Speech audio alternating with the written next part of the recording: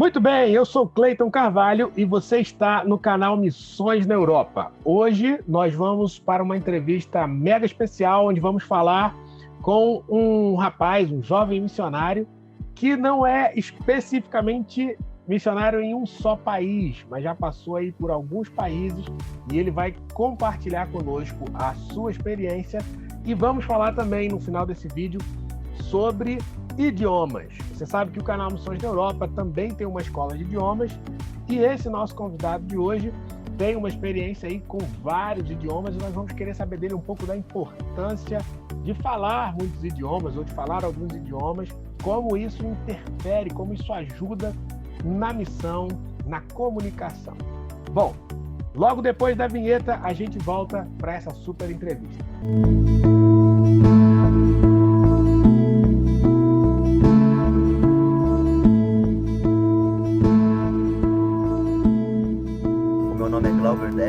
Eu sou um missionário evangélico aqui na Europa e eu amo discutir missões e como está o cristianismo nesse continente. Muito bem. Augusto Akira Quaquino, seja muito bem-vindo ao canal Missões da Europa. Muito obrigado, Cleiton. Sempre um prazer aí estar compartilhando, um pouquinho do que Deus tem feito na minha vida e como Ele também pode atuar na vida de outras pessoas. Legal. Para já, Augusto é um nome comum para os brasileiros, né? Talvez o nome italiano, não sei qual é a origem, mas os Césares, os Augustos. Agora, Akira Quaquino, qual que é a origem do seu nome? Então, Cleiton, a origem do meu nome é japonesa, né? O meu nome é Augusto Akira e eu tenho dois sobrenomes, né? Que é o Rek e o Quaquino. Então, isso já mostra um pouco da variedade de nacionalidades que tem no meu sangue, porque Rek é alemão e Quaquino é japonês, que significa terra das amoras, né? Kawa em japonês é amora. Então, é porque os meus bisavós vieram do Japão, meu avô nasceu aqui no Brasil já, e então a cultura japonesa é bem forte na minha família. Legal. Você falou aqui no Brasil, mas você não está no Brasil, né? Verdade. Né, eu tô aqui na França agora, mas é verdade, a gente se sente um pouco attaché, a gente se sente um pouco apegado. Legal. Então, é japonês e tem aí alemão também no nome. Muito bacana. E você nasceu no Brasil? Isso, nasci em Curitiba, mas desde os 3 meses de idade eu sabia que o mar era onde eu gostaria de ficar, então desde os 3 meses de idade eu moro em Floripa com os meus pais e foi lá que cresci a minha vida inteira. Legal. Bom, Akira, como a gente chama, né? Akira. Augusto Akira. E você saiu, então, do Brasil. Eu sei que você hoje está na França, está numa universidade. A gente vai chegar aí na França, mas eu queria contextualizar, né, se é que é essa palavra, os nossos seguidores aqui, o pessoal que está assistindo o vídeo, um pouco sobre a sua trajetória. Você não saiu do Brasil diretamente para a França. Primeiro, eu quero saber se você é de uma família cristã. Toda essa miscelância aí de família, né, origem japonesa, alemã. A sua família é cristã? Sim, os meus pais são cristãos. Por parte do meu pai, não, mas por parte da minha mãe, os pais delas eram cristãos também. Meu avô saiu do Nordeste para tentar a vida em Curitiba e ele se tornou major do Corpo de Bombeiros lá. A minha avó também vem de uma família cristã muito forte, tanto que na história da minha família, né, tem essa história que o meu tataravô, o avô da minha avó, era conhecido por ter uma tábua perto da cama dele, em que ele orava em cima dessa tábua, e que a tábua acabou ficando com o formato dos joelhos dele, de tanto que ele orava, e ele sempre pedia para que o evangelho passasse na nossa família como um cordão de prata, em que cada pessoa da família fosse um elo de prata que fosse passando o evangelho, né? E aí eu estou nessa pontinha aí da família e esperando para poder ainda passar esse cordão de prata para frente. Que legal, que legal. Você falando assim já de tataravô, já mostra um pouquinho da diferença de origem de cultural de famílias, né? Sua origem japonesa. Normalmente as famílias brasileiras, puramente brasileiras, se é que a gente pode dizer assim, não vão tão lá para trás. Não sei, o Ah, japonesa não, ou alemã. essa aí. Se é alemã, Não, essa é alemã. Ah, alemã, japoneses não são cristãos. não são cristãs. É, Uh-uh. alemã também, de você puxar essa coisa, né, lá de trás. Eu não sei nada do meu tataravô. Mas que legal, Akira, Esse meu tataravô se chamava Augusto, inclusive, por isso que o meu nome é Augusto. que legal, cara, que legal, que legal. Então a gente tem essas culturas que são diferentes da cultura brasileira, que vão mais lá nos ancestrais, né? Bom, e de repente, então, você cresceu em Florianópolis e resolveu. Como é que foi que você saiu do país? Tem a ver com missões? Você estava envolvido com alguma igreja em Florianópolis? Primeira pergunta, você Então, estava envolvido lá? eu sempre fui da Igreja Batista Reformada Vida Nova, e essa ideia de querer sair do país sempre veio da minha mãe. A minha mãe, ela teve um certo trauma na formação dela, que ela não tinha o inglês. Então, antes de eu nascer, ela foi para a Inglaterra para tentar aprender inglês. E quando ela viu a dificuldade que ela estava tendo e o grande aprendizado que ela adquiriu lá, ela falou assim: eu quero muito que os meus filhos tenham essa oportunidade. Então, desde pequeno, minha mãe já me botou para aprender inglês. Quando eu já estava falando bem inglês, eu decidi, eu queria aprender o francês. A minha mãe queria que fosse o alemão, mas Deus fez com que eu aprendesse o francês. A professora de alemão trocou de horário com a professora de francês, eu só podia fazer naquele horário, e eu acabei aprendendo francês naquela época. E lá em casa, meus pais sempre tiveram essa cultura de hospitalidade, a gente sempre recebeu muita gente lá em casa, desde missionários, estudantes e voluntários de outros países que vinham fazer trabalho voluntário em Floripa. E uma das primeiras, foi a Alissa, uma belga, que ficou lá em casa 1 ano. E nesse 1 ano que ela ficou lá em casa, ela foi, tipo, a minha irmã mais velha, a gente viajou junto, ela participou de todas as festividades da nossa família, e foi ali que a minha mãe, assim, nossa, mas seria muito legal se meu filho pudesse ter essa oportunidade de passar 1 ano num outro país, assim como a Alissa passou aqui com a gente. E ali foi o momento que a minha mãe começou: olha, filho, já começa a pensar aí nos países que você quer ir e tudo mais. Nesse processo, a minha mãe queria muito que eu fosse para um país de língua inglesa ou de língua francesa, que eram as 2 línguas que eu estava aprendendo na época e que era para eu me aperfeiçoar indo num país diferente, né, durante o ensino médio. O que aconteceu é que na época eu era atleta de karatê, eu fui atleta de karatê até poucos anos atrás, e eu acabei rompendo o ligamento do cruzado anterior, e aí, no ano que era para eu ter ido para o intercâmbio, eu acabei não indo, eu tive que fazer a cirurgia, eu tive que fazer toda a fisioterapia. Então, isso passou o 2º ano do ensino médio, daí eu tinha o terceirão, fiz o terceirão completo para me preparar para o vestibular. Quando terminou o vestibular, eu passei para agronomia, mas isso é toda uma história também, falar por que eu resolvi fazer agronomia, mas não é o caso agora. Eu comecei a fazer agronomia, e a gente foi procurar o intercâmbio para minha irmã. A minha irmã é 2 anos mais nova do que eu, e a minha irmã, ela estava na época querendo Suíça e tal, só que quando a gente chegou na casa da voluntária, dizendo que eu queria ir para essa organização que se chama AFS, ela perguntou: mas por que você não faz aqui? Né, você tranca o curso, faz 6 meses do teu curso, você tranca, você vai para a Rússia, fica lá 1 ano, e aí depois você volta e continua o curso. E eu falei: sabe que é uma boa ideia? Daí na verdade, eu nem sabia que era a Rússia, né? E agora eu acabei já te falando o que foi. Mas da lista de países que tinha lá para eu escolher, eu pensei: eu quero um país que seja muito diferente culturalmente, que seja muito diferente do Brasil, que eu aprenda uma língua que possa ser útil, que eu possa utilizar, por exemplo, na época eu queria ser diplomata, então eu queria uma língua que fosse da ONU, né, oficial da ONU, e eu também queria, no aspecto cultural e histórico, a Rússia é um país muito rico, né, com toda a história dos czares. Eu não gosto muito do comunismo, não compartilho muitas ideias do comunismo, então entender por que o comunismo deu errado na Rússia. Então eu queria falar com russos que viveram durante a União Soviética. E como eu toco violino, eu queria muito aprender a tocar as músicas do Tchaikovsky da maneira russa, né? Não como eu tocaria no Brasil.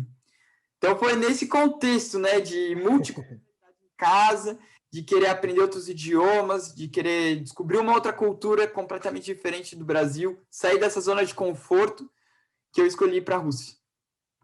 Caramba, que legal. Só voltando aqui um pouquinho então, Akira, eu não entendi como é que foi o processo ali você terminou o terceiro ano, e daí como é que foi a escolha do que rolou ali? Volta só um pouquinho. Teve o lance do karatê. Isso. Então, o karatê, o que o karatê fez? O karatê, ele postergou. Certo. A questão é que para eu ir fazer um intercâmbio de ensino médio na Rússia, eu precisava trancar o curso, eu precisava parar o curso durante um tempo. Então, na verdade, era como se eu fizesse um ano sabático. Eu queria fazer um ano sabático para ter uma experiência diferente na minha vida. Então, não tinha nada a ver com a universidade. O que eu fiz na Rússia não contou para o meu ensino médio no Brasil. Então, foi exatamente só para ter um ano sabático, um ano diferente na minha vida. Legal. E sua mãe te apoiou, seus pais te apoiaram nisso? Sim, a minha mãe sempre foi minha grande apoiadora, né, nesse aspecto de viagem. Ela não queria a Rússia, mas como ela também não queria me forçar para ir para um país, depois eu ficar assim, foi você que me disse que era para ter ido para tal outro país, não sei o quê. Minha mãe falou assim, você já tem 18 anos, faz as escolhas que você quiser, né? Você que se responsabilize. E então a minha mãe foi minha mãe que bancou, meus pais que bancaram a minha ida para a Rússia. Então foi super interessante. Legal, Akira. E como é que foi aprender o russo? Porque você falava, até onde você falou aqui, você já falava inglês e francês, mas o russo é uma língua bem diferente. Então, quando eu cheguei na Rússia, eu não falava nada. Não sabia nem ler, eu não conhecia nem o alfabeto. E aí o trabalho foi exatamente lá do início, né? Ter que aprender as letras primeiro, daí isso demorou umas 3 semanas até você conseguir pegar bem as letras. Depois eu teve um processo também de confundir, porque o símbolo do P no português, que a gente chama pá, é o símbolo do Ra no russo, e assim para outras letras. Então, às vezes, a gente se confunde muito lendo, quando é para ler Harasho, que se escreve Chopovo, né, com W, em português, se fosse para isso. E a gente tem que falar em russo, Harasho. Então, assim, foi uma língua muito diferente, a lógica da língua, o russo, eles têm em francês a gente diz declinaison, mas são os casos que a gente chama, e padej em russo. E nos casos, a gente tem que conjugar as palavras numa frase. Então, por exemplo, não é só o verbo que se conjuga, mas se o Clayton recebe uma ação, eu tenho que conjugar o Clayton. Então, vamos supor, se eu digo que a sua esposa ama o Clayton, então eu tenho que falar assim, a esposa ama Claytona. Aí a gente tem que colocar um A, tipo, no teu nome. Então, até isso entrar na minha cabeça foi muito... porque você está sofrendo ação. Então, por exemplo, eu sempre dizia, né? Я люблю Россию, que é eu amo a Rússia. E aí, todo mundo assim, entendi, mas não é bem assim. Até o dia que me falaram, aqui Я люблю Россию. Você tem que transformar Россия em Россию, para dizer que é a Rússia que está recebendo a ação. Então, é uma língua diferente. Eu levei um tempo de adaptação longo, né? Mas o gatilho para eu aprender o russo, eu acredito que foi o amor. E eu acredito que é isso que conecta as pessoas, é o amor, né? Colossenses 3 diz que o amor, que é o vínculo de toda a perfeição. Então, eu acredito que é quando a gente tem uma paixão, quando a gente tem uma vontade muito grande de aprender algo, que a gente tem esse impulso. E é algo que tem que ser recíproco, né? Então, no meu caso, foi com a minha mãe russa, né? Como eu estava morando numa família russa, nesse intercâmbio, eu convivia o dia inteiro em russo, né? Com uma família russa, ia para um colégio russo, tinha amigos russos. E a minha mãe russa, ela só falava russo, não falava inglês. Era um irmão russo que falava um pouco, que falava inglês na época. Então a gente conseguia, ele traduzia muita coisa para mim. E só que teve um dia que já com uns 3, 4 meses que eu estava na Rússia, eu estava me preparando para dormir, já eram umas 11 da noite, e a minha mãe russa chegou no meu quarto, e aí a gente começou a conversar. E aí ela queria, e eu já na época eu já estava começando a formar as frases já, de entender um pouquinho melhor. E a minha mãe começou a perguntar: Kira, como é que é a tua família no Brasil? Como é que é a tua relação com os teus pais no Brasil? E a gente começou a falar sobre valores de família, valores de países, que às vezes são coisas que até em português a gente teria um pouco de dificuldade de se expressar. E naquele momento a gente conversou, a conversa foi até umas 2, 3 da manhã. A gente terminou chorando, né? Eu chorando, ela chorando, e ninguém entendendo, eu não estava entendendo como é que eu estava falando russo. E aí foi naquele momento que tipo, a minha mãe russa falou assim: meu, esse guri tem que aprender a falar russo, e que eu quero conhecer melhor ele. E eu também falei assim: não, eu preciso aprender russo, eu preciso, para a gente conseguir compartilhar mais ideias juntos e conversa. Então foi naquele momento que a minha mãe russa começou a querer me ensinar poesia russa, a gente lia poesias juntos, que para exatamente ter um vocabulário rico, para falar sobre sentimentos, para falar sobre as nossas experiências. E foi a partir daí que eu tive um crescimento exponencial com o russo. No final, eu já estava declamando poesias em russo, escrevendo minhas próprias poesias em russo, e foi muito enriquecedora essa experiência. Caramba, que legal, Akira, que legal.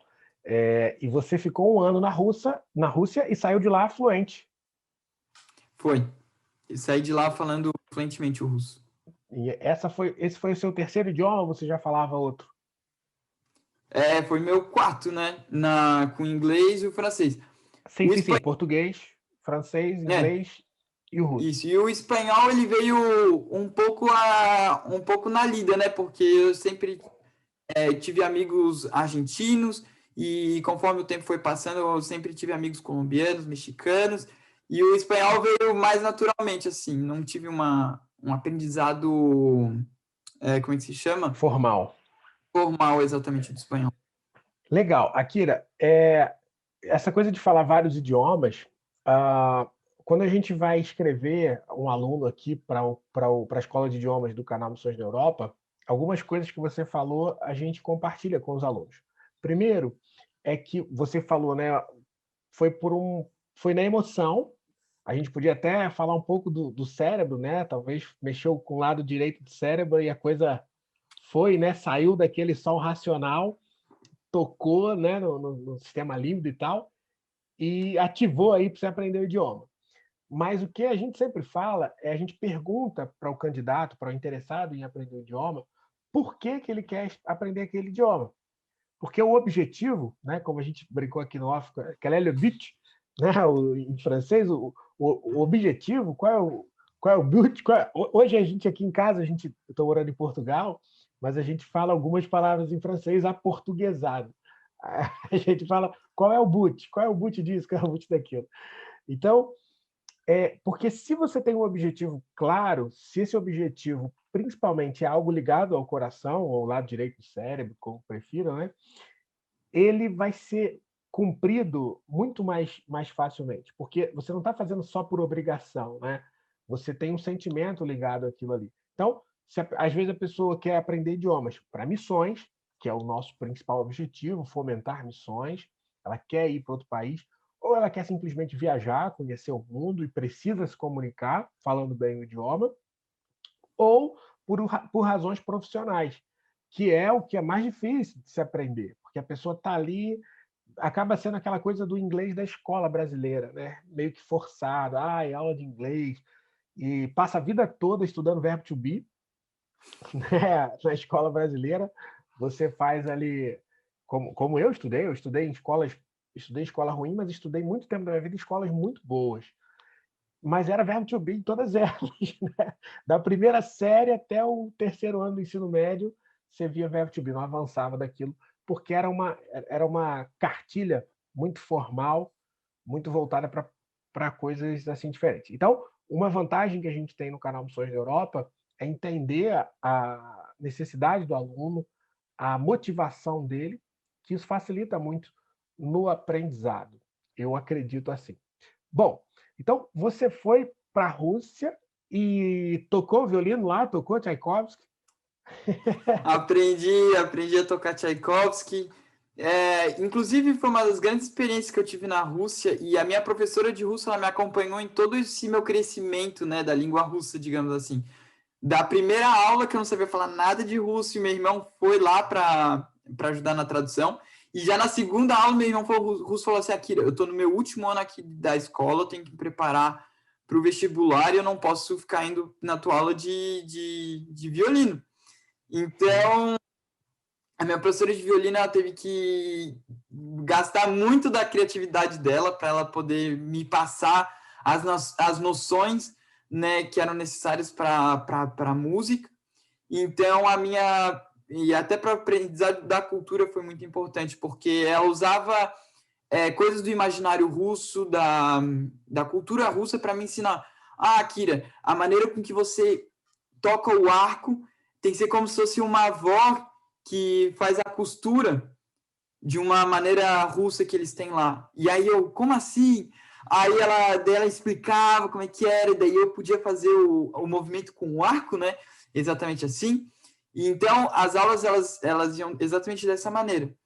E para ver essa questão da evolução da língua, no final, eu lembro de uma música que a minha professora queria me ensinar, e ela me falava assim: olha, Kira, eu quero que você comece numa cadência bem baixinha, e aí ela vai aumentando. E quando você chega no ápice dela, no fortíssimo, daí você cai assim, como se um susto, né? E eu perguntei para ela assim: mas é como se fosse uma onda do mar?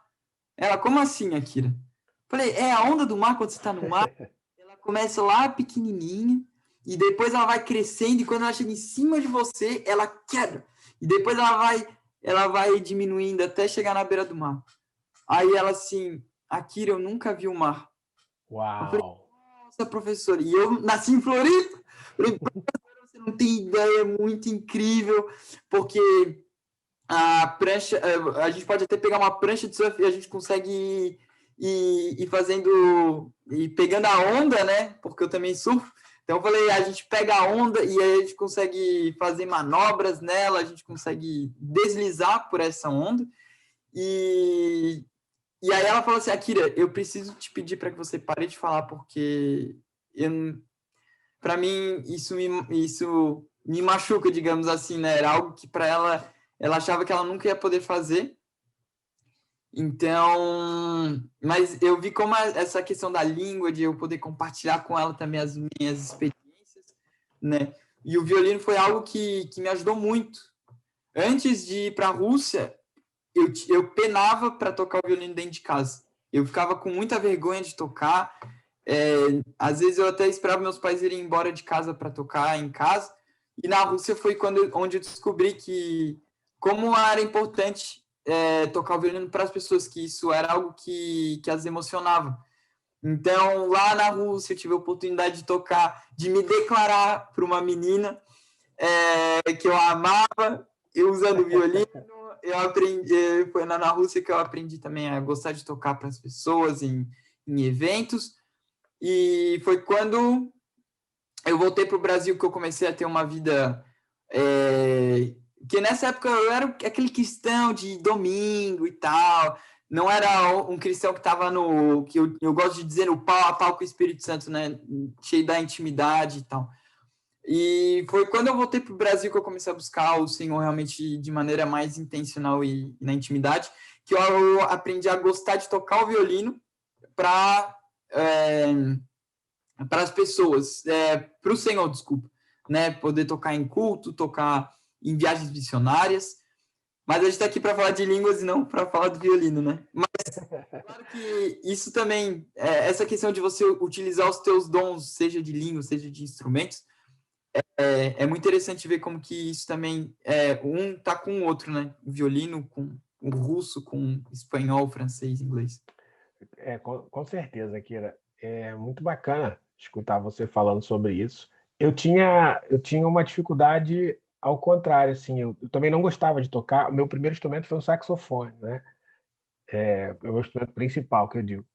Mas eu também tinha vergonha de tocar para as pessoas assim, mas eu sempre gostei de tocar na igreja, sempre gostei de louvar a Deus. Tive a oportunidade, depois toquei na banda do Exército, fui músico da banda do Exército, e depois tive a oportunidade de tocar profissionalmente para ganhar dinheiro, mas eu não quis, porque para mim aquilo ali era para Deus. Mas é legal você falar disso, porque em missões, não só o idioma, mas a arte também nos abre muitas portas. E a música, porque a música é uma linguagem universal, né? Então, eu na França, na Suíça, na Espanha, onde eu passei, com o saxofone, aquilo era uma ponte, sabe? Era como se fosse uma conexão com as pessoas. E principalmente na França, a gente vai chegar lá onde você está, né? Que respira muito as artes. E eu queria muito ir à França, achava que eu ia comprar, porque o melhor saxofone produzido do mundo ele é fabricado em Paris, né? O Selmer. Não sabia. É francês. Mas é caro igual, em toda parte. Não é como se fosse um violino. Stradivarius. Um Stradivarius, exatamente. Só que o Stradivarius tem poucos, né? A série é bem menor. O Selmer fabrica lá bastante, mas enfim, a gente acaba. Achei legal você falando da Rússia com violino, porque eu tinha isso com a França, com saxofone. E, de fato, é uma conexão. Até com a sua professora, você vê, enquanto você não falava ainda perfeitamente o russo, mas na música vocês se entendiam, né? E acabava ajudando no aprendizado do idioma. A leitura de partitura. Tá vendo? Missões da Europa já pode colocar um curso de música aqui também, que a gente vai falar da importância. Mas, bom, você então passou esse tempo na Rússia, e só para a gente não perder, como é que foi como é que era o evangelho lá? Eu queria que você falasse um pouquinho. Você teve contato com igrejas? Você teve oportunidade de falar de Jesus na Rússia? Sim, lá na Rússia eu lembro que eu procurava por igreja protestante porque lá a igreja predominante é a igreja ortodoxa. O comunismo foi uma marca muito forte na cultura russa, com relação ao ateísmo, então hoje também tem um grande número de ateus, mas a igreja predominante lá e até hoje é a igreja ortodoxa. Então eu sempre procurava por igrejas protestantes, até um dia eu resolvi procurar por igreja batista, que é a minha igreja lá do Brasil, e eu encontrei uma igreja, eu encontrei uma casa de oração, uma igreja batista lá na minha cidade. Antes eu tinha, na escola, essa foi uma das histórias que eu fico mais de cara, assim. Lá na minha escola de ensino médio, né, os alunos gostavam muito de me cumprimentar no corredor. Eu sempre gostava, Dobry dia, dobre utra, как дела, que é bom dia, como vai? Então, e os alunos sempre gostavam de me dizer oi. E teve um dia que tinha uma menina de uma sala antes da minha, que ela sempre que a gente dizia oi, depois a gente conversava um pouquinho mais. E não fazia nem 3 meses que eu estava na Rússia, e eu lembro de falar com ela e falar assim, vamos tomar um chá depois da aula? Né? Porque lá na Rússia não é tomar café, lá na Rússia lá é tomar chá, né? O chá preto. Aí eu convidei, daí a gente saiu à tarde para tomar o chá, e quando a gente estava conversando sobre várias coisas, e com o meu russo péssimo, péssimo, péssimo. Teve uma hora que ela me perguntou quais que eram as músicas que eu gostava de ouvir. E eu falei para ela que eu gostava muito de Hillsong. E ela falou assim, Legal. você conhece a Hillsong? Eu falei, você conhece a Hillsong? Ela assim, você conhece a Hillsong? E aí eu falei assim, mas você é cristã? Ela falou assim, eu sou cristã. E eu perguntei, tá, você é ortodoxa? Ela falou, não. E aí ela fazia parte de uma igreja também evangélica lá em Ribinsk. Eu acabei indo visitar a igreja dela uma vez, e até hoje a gente conversa, mas foi essa igreja batista que eu participei, que eu conheci depois, que eu realmente frequentei, né?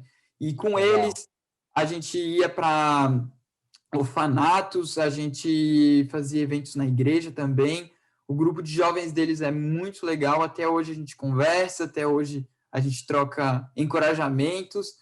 E então, assim, essa parte da igreja foi algo muito legal, tanto que eu voltei para a Rússia no Natal de 2019 e eu fui lá na igreja, revi todo mundo lá.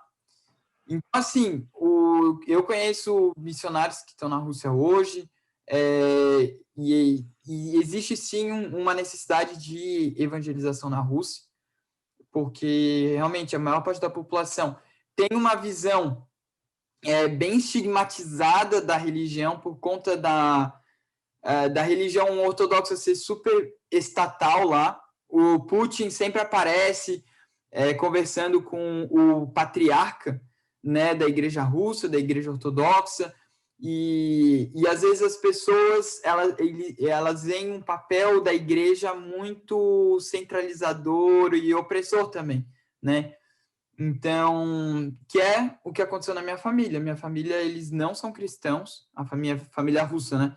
Eles não são cristãos, e durante todo o ano, eles iam me perguntar, Akira, por que você é cristão? Por que você acredita em Deus? E eles queriam ficar ali me instigando. E quando os meus pais eles foram para o Brasil, eles queriam conhecer minha família no Brasil. Eles foram 2 anos depois que eu voltei.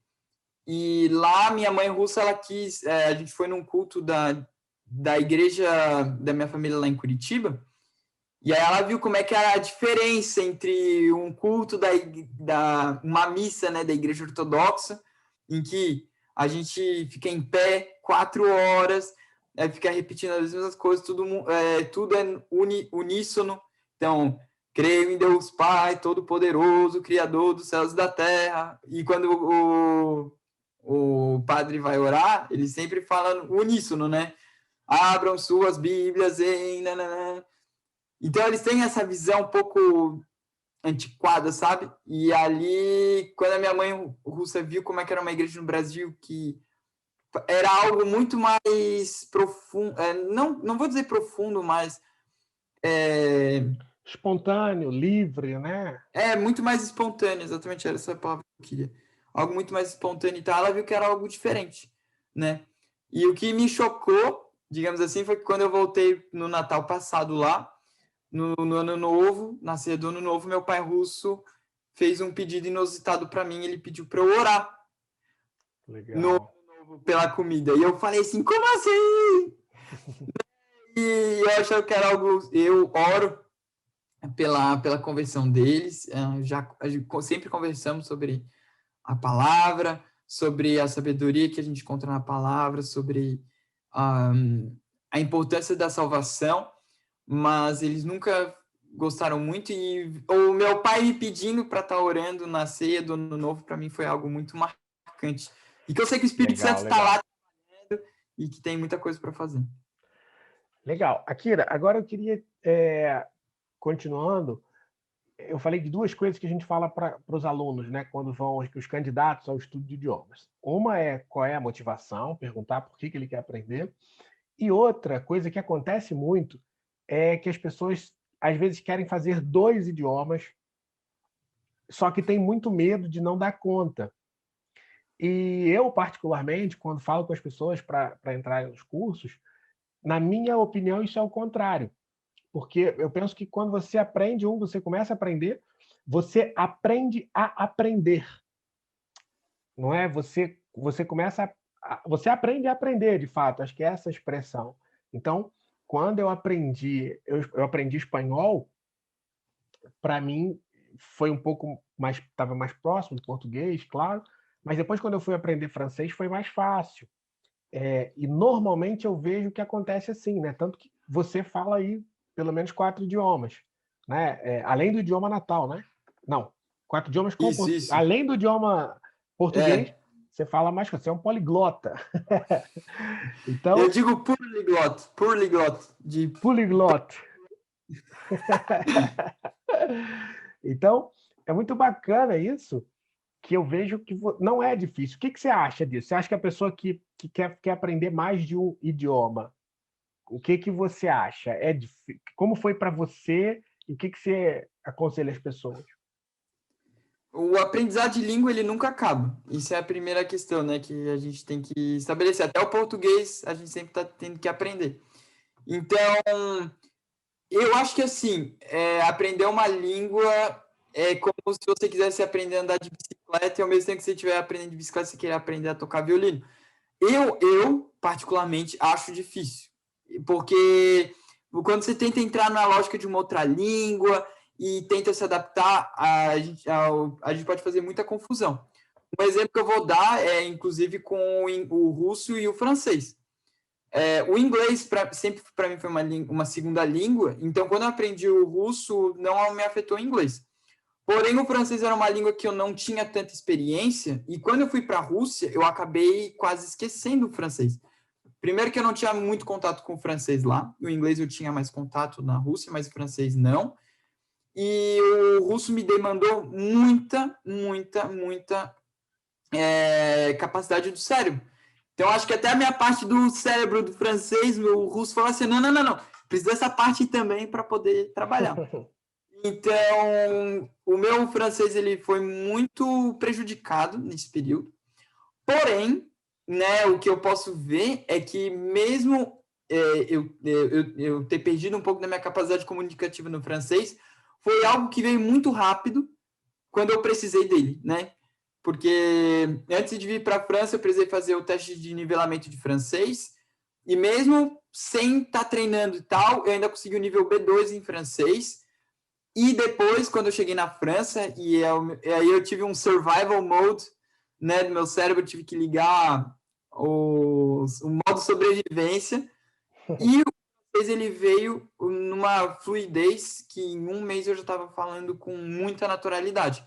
Então, assim, eu acho que língua mexe com muitas conexões do cérebro. Então, o que eu posso dizer para vocês é que quando você aprende uma língua, aprender uma segunda, terceira, quarta língua vai ser mais tranquilo, porque até a maneira com que a gente constrói as frases do português para o inglês muda. Então, a questão de inversões de frases, tem que ter um don't antes, quando você faz uma pergunta e tal, e isso vai desconstruindo um pouco a maneira lógica que o teu cérebro tem para construir frases. Então, quando você chega numa outra língua que tem uma outra maneira de construir frases, você não está com aquela cabeça narrow-minded, que a gente diz, né, uma cabeça fechadinha com a lógica do português. Mas em inglês eles já fazem assim. No francês eles têm outros tipos de inversões. O russo, eles fazem todas as inversões possíveis e imagináveis, né? Então, eu acho que não é para se ter medo em aprender outros idiomas. Dá para aprender 2 idiomas ao mesmo tempo? Dá.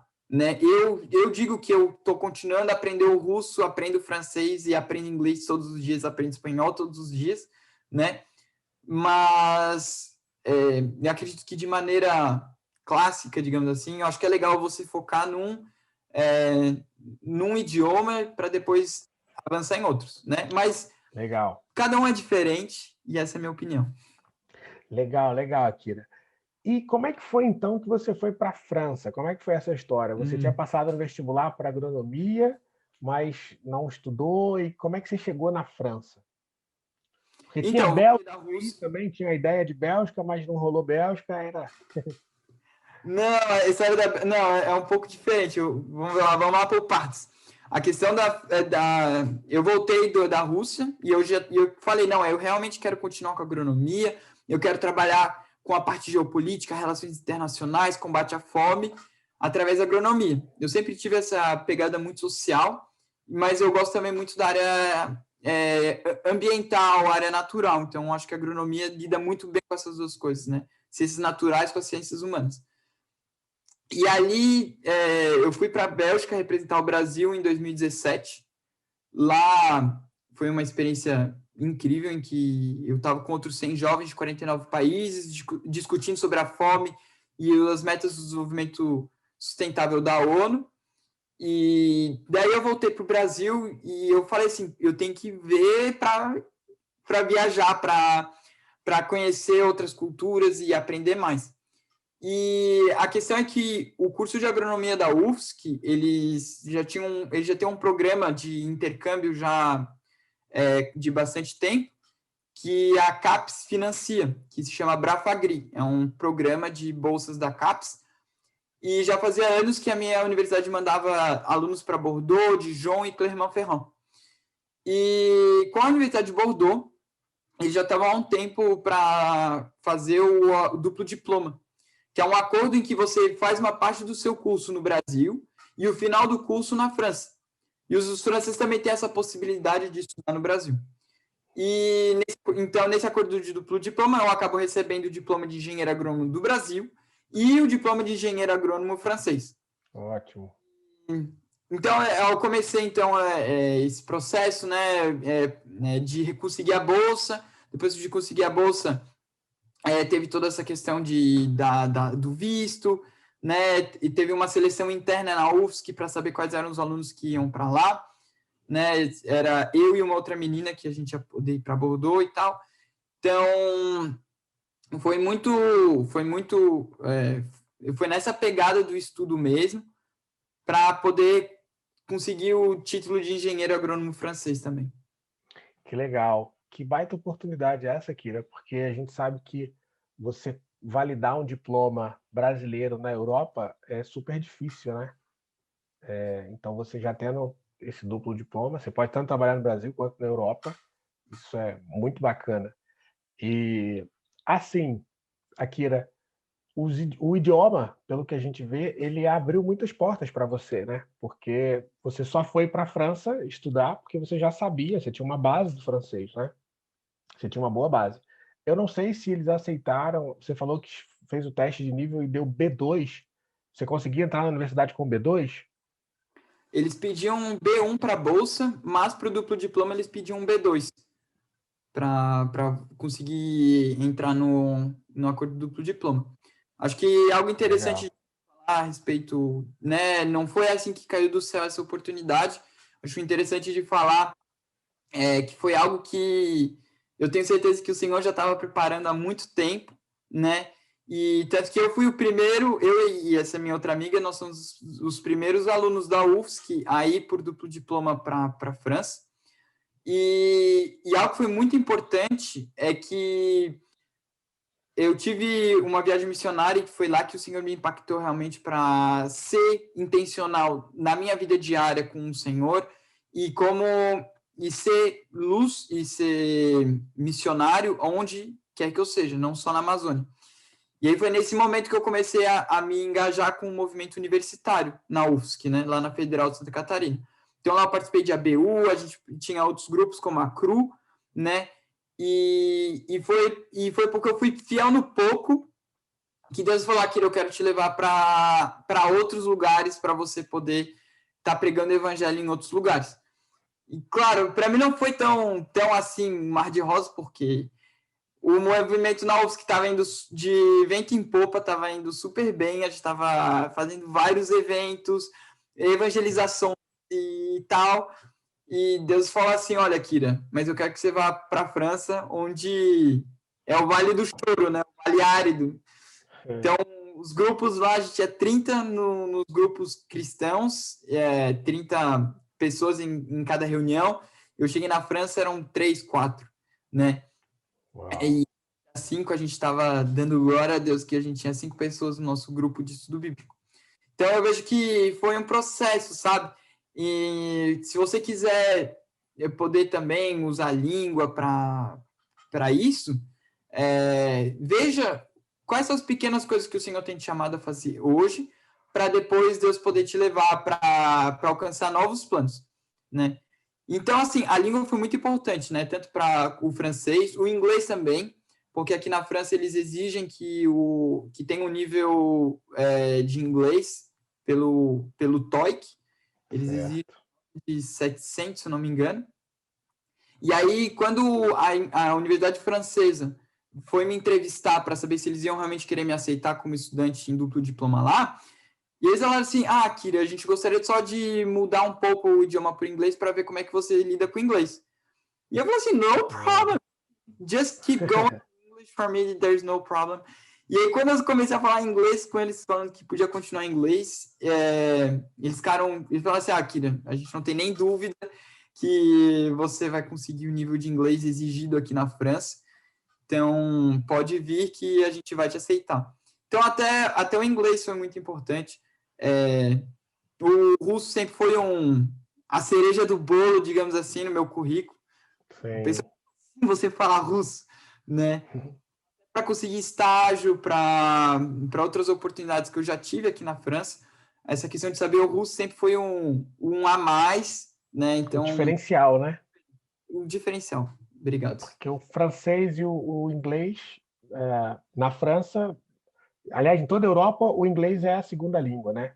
Eu vi isso na França, aqui em Portugal. O meu nível de inglês ele já é considerado diferencial, porque os franceses não são muito bons em inglês, né? Então, se você fala um inglês acima da média, para eles é muita coisa. Então, quando em tudo que é entrevista, por exemplo, agora que eu estou trabalhando também com...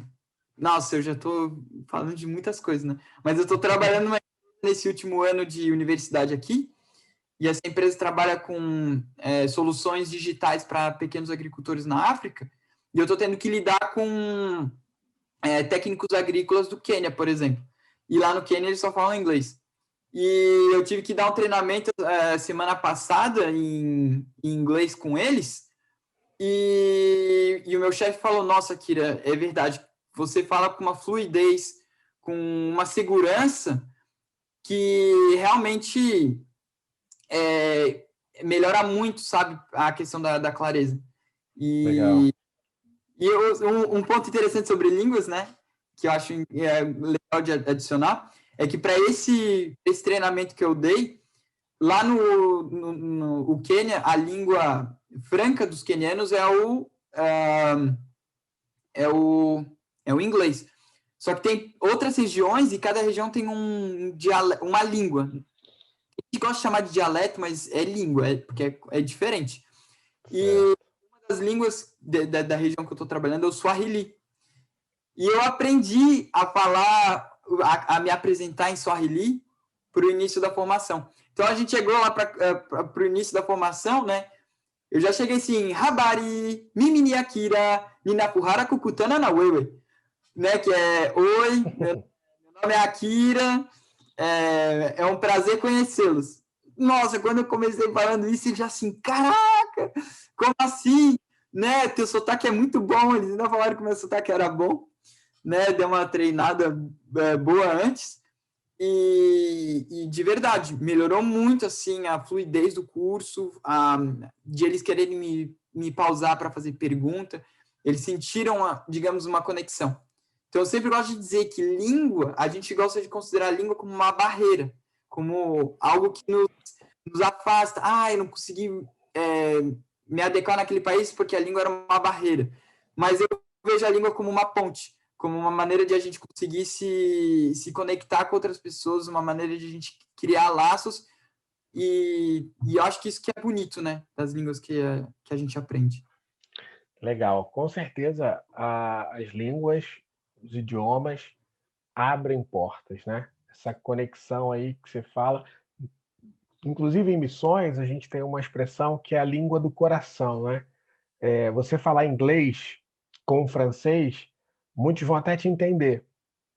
Mas quando você fala o francês, é diferente, porque você está falando a língua do coração, porque você se interessou em aprender a língua que ele fala. Muito mais aí, essa língua lá do Quênia, né? você fazer o esforço de aprender como é que fala para se comunicar com eles, isso aí já seria um quebra-gelo excelente, né? Você já quebra gelo, já pô, realmente o que ele tem para comunicar é importante, a ponto dele querer falar na nossa língua. E isso acontece em missões também, eu vejo isso. Quando a gente, na França, quando eu morava na França, eu tinha contato com os franceses e eles perguntavam, por que você está aqui? Por que você fala francês? Lá vocês falam brasileiro, né? Então, como os portugueses também acham que a gente fala brasileiro, né? Eles dizem que a gente não fala português. Então, mas por que? Da onde vem esse interesse? E aí a gente falava, não, eu aprendi francês para vir aqui pregar o evangelho, falar do amor de Deus para vocês, tal. Isso já era um baita quebra-gelo.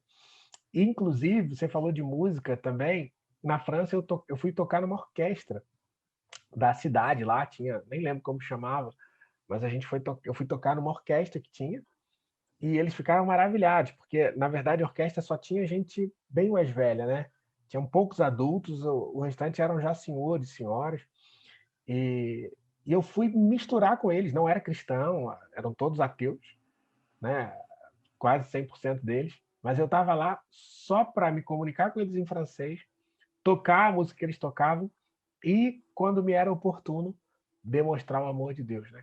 Então, são coisas, eu achei interessante na sua história, Kira, porque ligado com os idiomas, ligado com as línguas que abrem muitas portas, você também tem essa bagagem cultural, artística, né? Se eu posso trazer até o karatê também na sua formação, isso fez muito bem, né? A disciplina, eu vejo que você gosta de estudar para aprender vários idiomas, para aprender russo tem que gostar de estudar.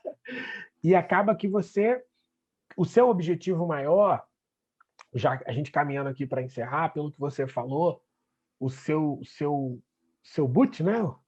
Le but é erradicar a fome no mundo, é isso? Você estudou agronomia com esse objetivo, é isso?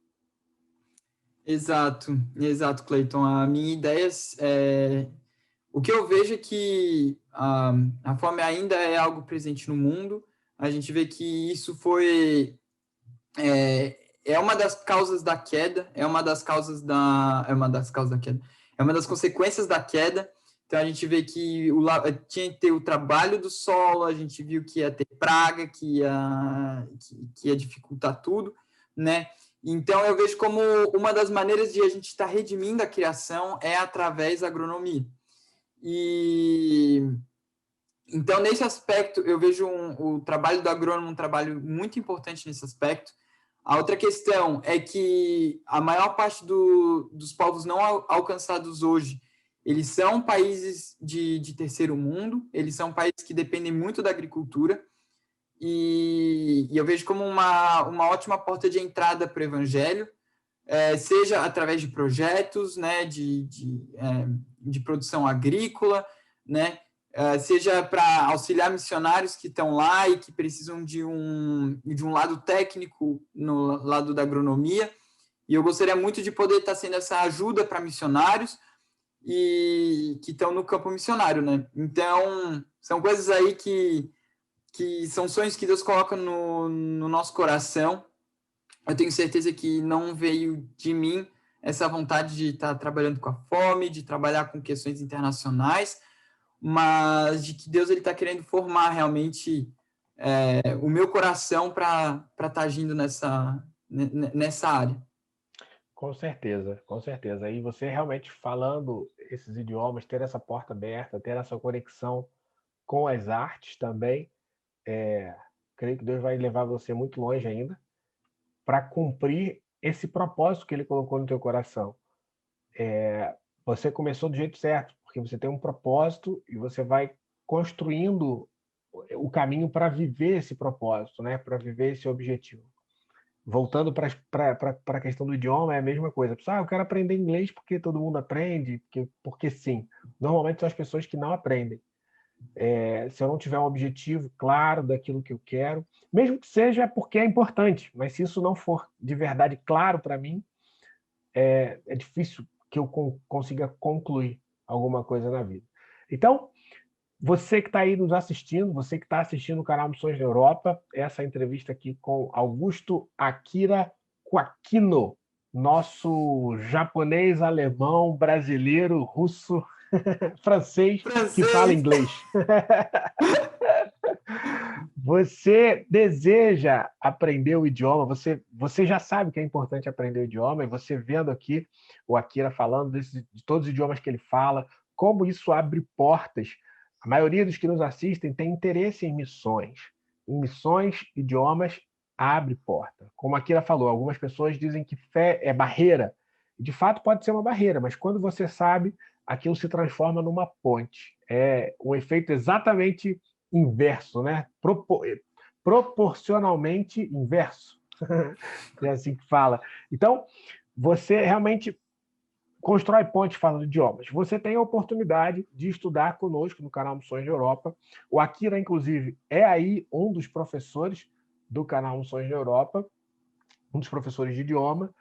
Nós temos um grande diferencial, eu sempre falo, Akira, com o pessoal, que o diferencial que nós temos, um dos diferenciais é ter professores missionários, professores que têm vivência no campo, que falam ou falaram diariamente esse idioma, com nativos.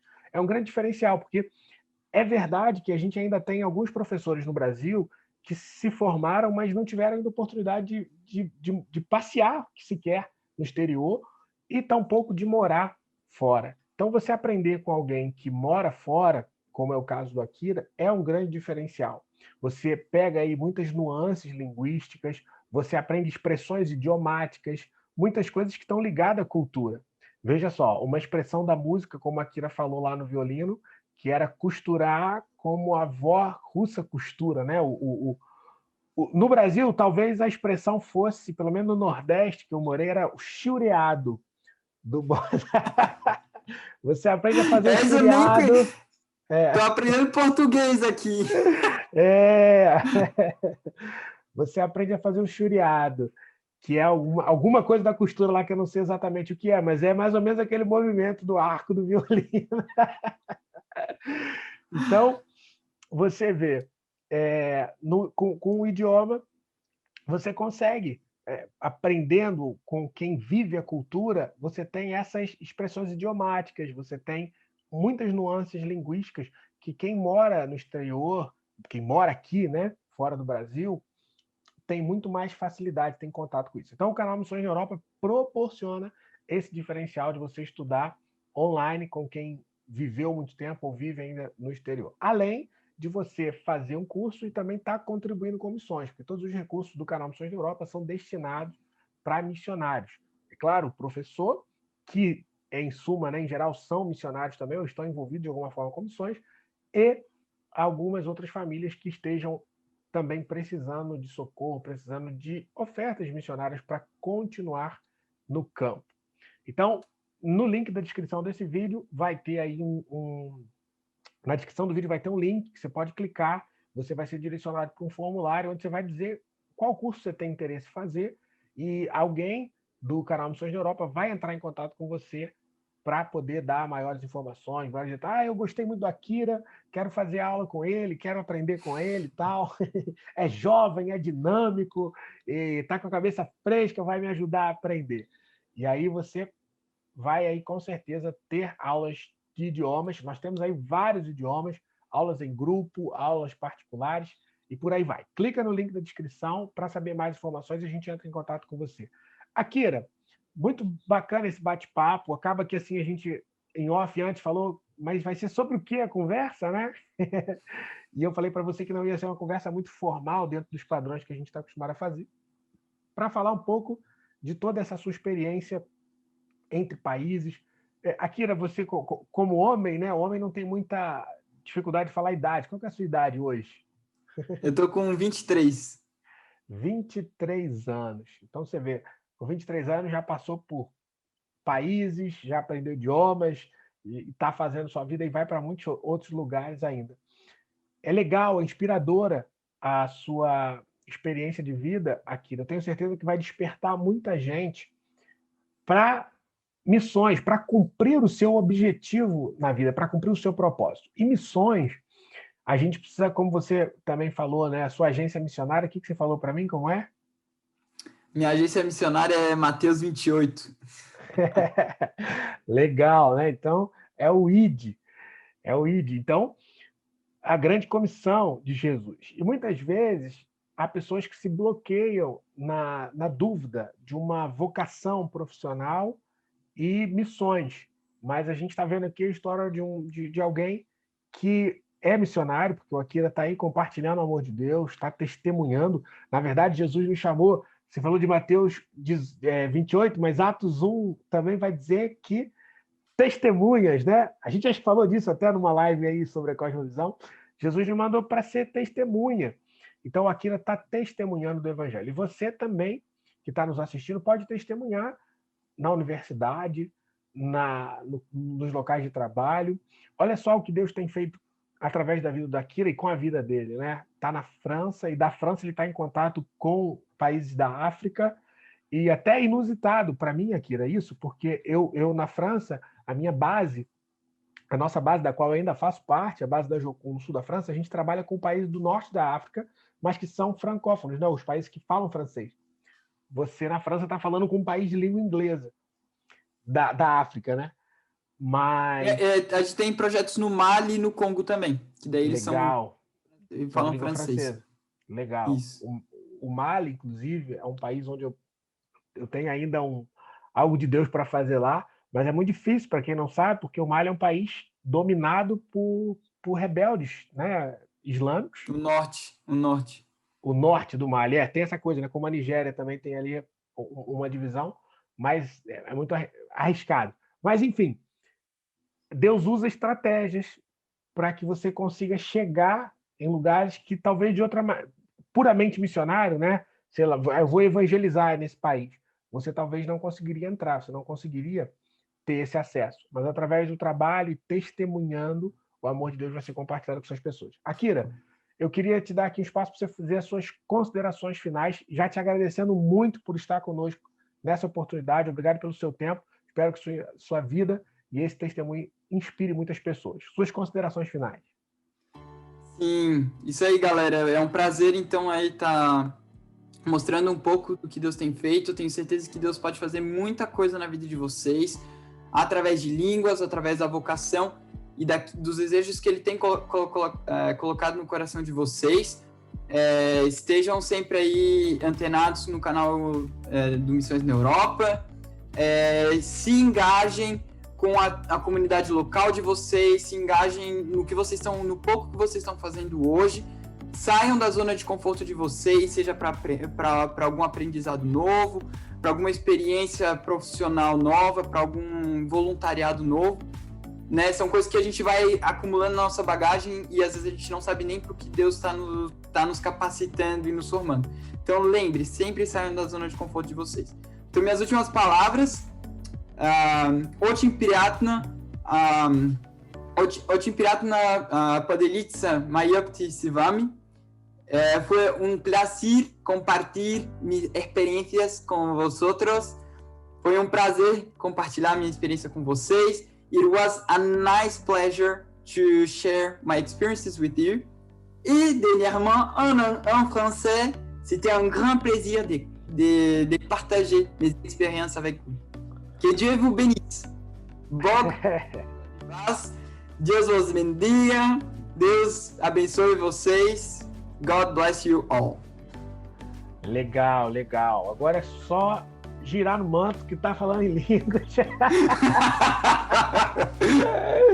Que legal, Akira. Muito obrigado. Pessoal, essa foi mais uma entrevista do canal Missões na Europa. Curte, compartilha com alguém que quer aprender idioma, que quer sair do país, que quer viver uma experiência diferente, uma aventura. Que Deus abençoe todos vocês.